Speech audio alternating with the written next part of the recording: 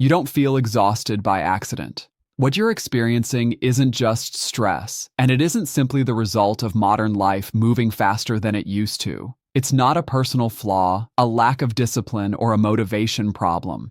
Your exhaustion has a function. It exists because it works. The system you live inside does not need you energized. It does not need you inspired, fulfilled, or even particularly happy. It needs you tired, not completely burned out, because burned out people break and cause disruption, and not well rested, because rested people start asking uncomfortable questions.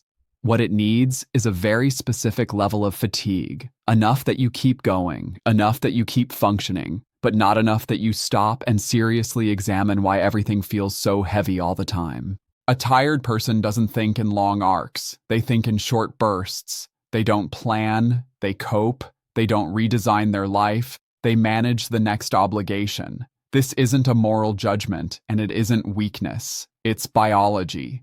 A fatigued brain is wired for survival, not strategy.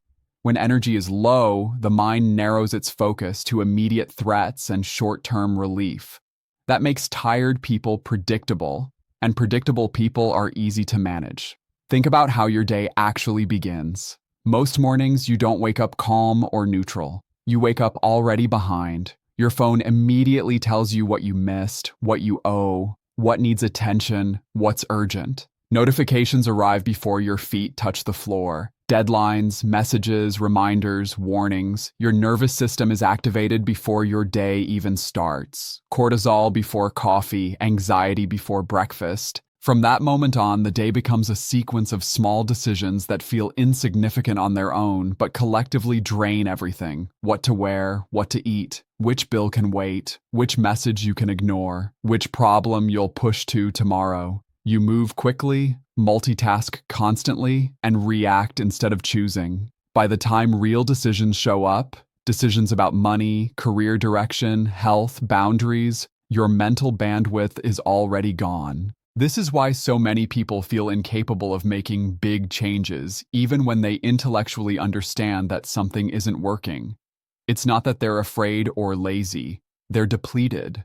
Modern work is no longer just demanding. It's cognitively invasive. Emails don't stop. Messages don't wait. Schedules shift. Expectations stretch. And the boundary between work and life dissolves. You're not just selling labor anymore. You're selling attention, availability, emotional responsiveness. You are always reachable, always adjustable, always on call in some form. That constant low-level alertness is a kind of exhaustion most people don't recognize because it doesn't knock you out. It doesn't feel dramatic. It simply erodes your ability to think clearly over time. And once clarity disappears, everything else becomes harder. When you are tired, money starts behaving differently in your life. Not because you suddenly forgot how math works, and not because you're irresponsible.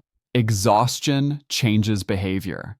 A tired person does not look for the best option. They look for the fastest one. Not the cheapest, but the easiest. Not the smartest long-term move, but the one that reduces pressure right now. This is where the system quietly extracts value. You pay for convenience, you pay for speed, you pay for relief. You order instead of cooking because decision-making feels like work. You subscribe instead of canceling because friction feels unbearable. You finance instead of waiting because waiting requires emotional energy you don't have. You accept higher costs in exchange for fewer decisions. This is not a failure of character. It is a rational response to fatigue.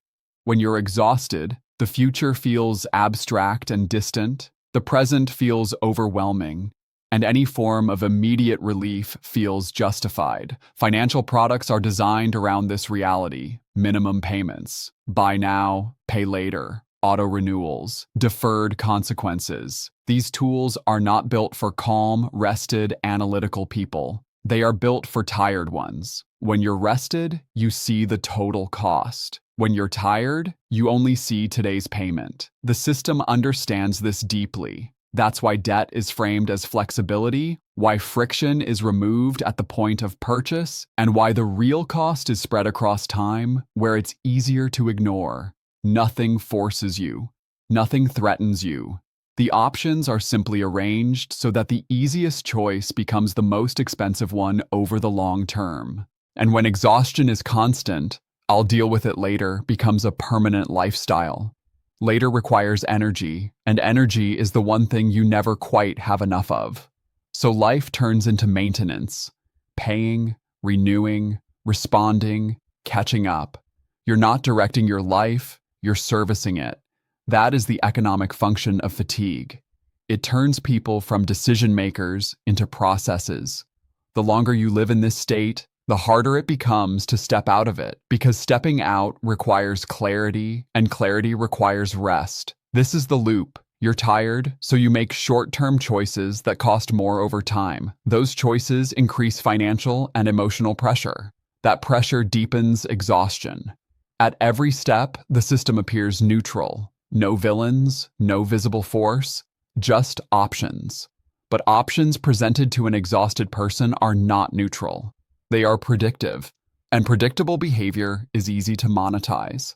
What makes this even more effective is that exhaustion is normalized. You are told this is just adulthood, just responsibility, just how life works now. Burnout is treated as an individual problem instead of an environmental one. You're told to manage your stress better, sleep more, meditate, optimize yourself, as if exhaustion were a hygiene issue rather than a structural condition. But your tiredness is profitable. A tired worker doesn't negotiate aggressively. A tired consumer doesn't research deeply. A tired citizen doesn't organize easily. Fatigue reduces resistance. It shrinks horizons. It keeps people focused on survival instead of structure. This is why rest is framed as indulgence instead of necessity, and why overwork is praised as virtue. Hustle, grind, outwork everyone. These aren't motivational slogans. They are compliance language. They teach you to internalize pressure instead of questioning the system that produces it. When exhaustion becomes your baseline, imagination shuts down. You stop imagining alternatives. You stop expecting better. You stop believing things could feel different. You adapt downward and call it maturity. That's why the system doesn't need you broken. Broken people disrupt things. It needs you worn down, functional enough to produce, tired enough not to resist, busy enough not to notice. If you've been feeling constantly drained even when you're doing everything right, that feeling isn't random. It's feedback. Your body is responding accurately to an environment that demands output without restoration. The solution is not another productivity hack, and it's not better discipline. It's not learning to tolerate more. The real threat to systems built on exhaustion is not anger. It's clarity. Clarity comes from rest, from space, from time that isn't immediately consumed by urgency. That's why slowing down feels irresponsible, why rest feels rebellious, why questioning the pace feels dangerous. Because once you're rested enough to think clearly, the illusion starts to crack. You begin to see that your exhaustion isn't a personal flaw. It's a feature of how things are arranged. The system needs you tired, but it also needs you to believe that tired is normal. The moment you stop believing that, even quietly, something shifts. Not overnight and not dramatically, but enough to matter. Enough to ask better questions. Enough to make different choices. Enough to see that exhaustion is not the price of life. It's the cost of a system that works extremely well for someone else. And once you see that clearly, you don't unsee it. What makes the system so effective isn't cruelty, it's subtlety. Nothing about modern exhaustion feels extreme enough to revolt against. There's no single breaking point, no dramatic collapse, no obvious villain to point at. Instead, there's a constant, low-level pressure that slowly rewires what you expect from life. You don't notice the moment your standards change. You notice it years later, when you realize how much you've normalized. You work more hours than you used to, but you call it ambition. You feel constantly behind, but you call it responsibility. You're always tired, but you tell yourself that's just adulthood. And that quiet normalization is one of the most powerful tools the system has. Because people don't resist what they believe is normal. They adapt to it. They internalize it. They start building their identity around it. Being tired becomes proof that you're trying hard enough. Being overwhelmed becomes evidence that you're important. Being stretched thin becomes a badge of seriousness. This is how exhaustion turns into culture. When tiredness is normalized, rest starts to feel suspicious. Slowing down feels lazy. Saying, "This pace isn't sustainable," feels weak or ungrateful or naive. You start policing yourself before anyone else has to. You tell yourself you'll rest later, after this deadline, after this project, after this month, after things calm down, but things never calm down because the system doesn't reward calm. It rewards output. Every layer of modern life pushes in the same direction. Work bleeds into evenings. Evenings bleed into recovery time. Recovery time bleeds into preparation for the next day. There's no clean edge where effort ends and restoration begins. And when restoration disappears, everything else becomes harder. Your patience shortens. Your tolerance drops. Your creativity shrinks. Your ability to imagine alternatives fades. You become very good at functioning inside the system you're given, and very bad at imagining one outside of it. This is especially dangerous because exhaustion doesn't just affect how you work, it affects how you think about yourself. When you're constantly tired, you start interpreting every difficulty as a personal flaw. You assume you're not organized enough, not disciplined enough, not resilient enough. You stop asking whether the demands themselves are unreasonable. You don't say, "This system is extracting too much." You say, "I need to be stronger." And that shift is critical. Because once pressure is internalized, the system no longer has to defend itself. You do the work for it. You self-correct, you self-blame, you self-optimize, you turn systemic strain into personal responsibility. That's why so much modern advice focuses on mindset, habits, routines, productivity, resilience. Not because those things are useless, but because they individualize problems that are structural in nature. You're told to wake up earlier instead of asking why your work consumes so much of your life. You're told to manage stress better instead of questioning why stress is constant. You're told to be more grateful instead of asking why stability feels so fragile. Gratitude becomes a coping mechanism instead of a response to actual security. And over time, this creates a population that is extremely capable at enduring pressure, but increasingly incapable of changing the conditions that produce it. Exhaustion also plays a crucial role in how people relate to each other. Tired people don't build community easily. They don't organize. They don't sustain collective effort.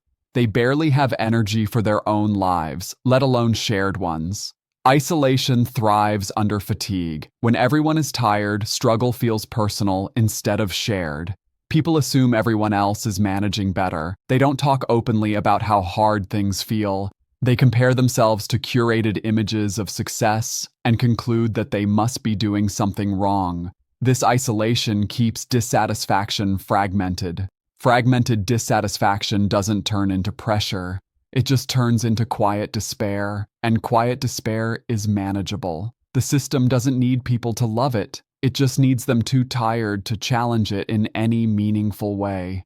That's why exhaustion shows up everywhere at once. In work, in finances, in relationships, in health, in attention, in sleep. It's not one problem, it's the background condition that makes all other problems easier to tolerate and harder to solve. This is also why so many people feel like time itself is slipping away. When you're tired, time compresses, weeks blur together, months disappear. Life feels like an endless series of tasks with no clear narrative arc. You're busy but not fulfilled, active but not progressing, always moving but never arriving. And when people live this way long enough, they stop expecting fulfillment at all. They start measuring success by survival metrics. Did I get through the week? Did I pay everything? Did nothing catastrophic happen? That becomes the bar. Not growth, not freedom, not meaning. Just survival. And survival is the minimum the system needs from you. It doesn't need your best ideas. It doesn't need your full potential. It doesn't need your clarity. In fact, clarity is dangerous because clarity leads to questions. Questions lead to comparisons. Comparisons lead to realization. And realization is the enemy of quiet compliance. That's why moments of rest can feel so unsettling. When you finally slow down, when the noise drops, when the urgency fades for a moment, uncomfortable thoughts surface. You start noticing patterns. You start connecting experiences. You start asking why so much effort produces so little stability. Those moments are often cut short deliberately by schedules, by obligations, by guilt, by the feeling that you should be doing something productive instead. Rest threatens the narrative. That's why it's treated as indulgence instead of infrastructure. But here's the part that matters most. Your exhaustion is not a moral failure. It's information. It's your body signaling that the demands placed on you exceed what is sustainable without cost. It's your nervous system reacting accurately to an environment that prioritizes output over recovery. The problem isn't that you're tired. The problem is that tiredness has been normalized to the point where people stop listening to what it's telling them. A system that needs you exhausted cannot tolerate widespread clarity. It depends on distraction, urgency, and depletion to function smoothly, which means that anything that restores clarity, rest, time, space, honest conversation, is quietly subversive. You don't need to overthrow anything to threaten such a system. You just need to stop running on empty. Because once you're rested enough to think clearly, the story you've been told starts to unravel. You begin to see that your struggle isn't isolated, that your fatigue isn't random, that the pressure you feel is shared, patterned, and profitable. And once you see that, the tiredness itself changes meaning. It stops being a personal shame and becomes a signal that something about the arrangement of work, money, and life is misaligned. That awareness doesn't fix everything, but it changes where you place the blame.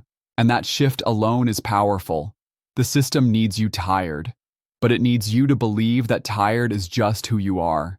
The moment you stop believing that, even quietly, you reclaim something essential. Not energy, not motivation, perspective. And perspective is where real change begins.